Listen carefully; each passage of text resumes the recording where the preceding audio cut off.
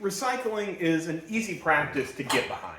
It might be how you first got involved caring for the environment. It was for me, at a very young age.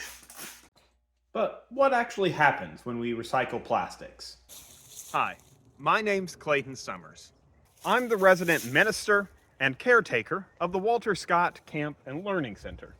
We're a ministry of the Christian Church Disciples of Christ in Illinois and Wisconsin.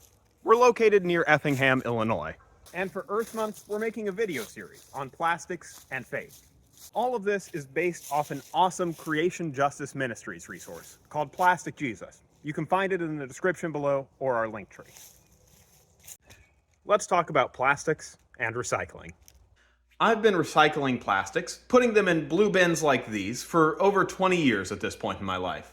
Only 7% of plastic packaging makes its way into a new product. And not everything that goes in the recycling bin ends up being recycled. Plastic is a difficult material to recycle because there isn't just one type.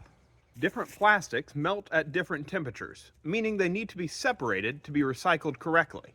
This often ends up being costly, both in terms of money and time. Whether separated or not, plastics are pressed into a bale together, which is then sold and generally shipped overseas. If the bale is recycled, it generally is done in places with poor working conditions and where waste escapes into the ocean. This is disheartening, but also important.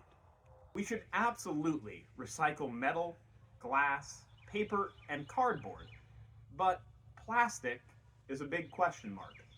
I'm not here to tell you if you should keep recycling plastics. I'll be honest, I'm unsure myself right now. However, this is why it's important to stop plastic before we can even buy it.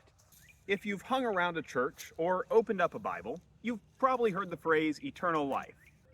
Christians do not all agree on what this looks like.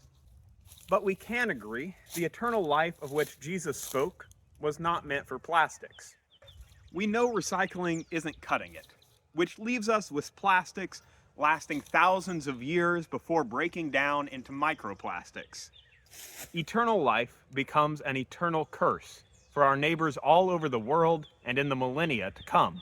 Microplastics have been found in our brain, our blood, our cells, and even in breast milk, lasting the entirety of our lives. Jesus says to love our neighbor, and keeping plastic from being produced and sold as single-use disposable products does just that. Here are some actions we can take together. First, and most importantly, advocate. Advocate. Advocate. I know it's boring, and our elected leaders let us down a lot. But joining together, we can put pressure on them for change. Write, email, or even call your elected representatives, your congresspeople, your senators, your mayors, your city council, your state reps, anyone, and advocate for an end to single-use disposable plastics. Join with groups like Creation Justice Ministries, Interfaith Power and Light, or Blessed Tomorrow, as well as many others. They can keep you in the loop going forward through emails, social media, and even text message campaigns. If you're able, consider donating to them to help fund this good work. Another option is to get your church community involved with your denomination's eco-justice ministry. For the Christian Church Disciples of Christ, that's Green Chalice. And finally, this can be challenging work that will last more than our lifetimes. The actions of caring for creation are spiritual practices as well. And you are a sacred and holy part of creation, just as you are. Take care of yourself and community while doing this good work. We'll see you on the journey.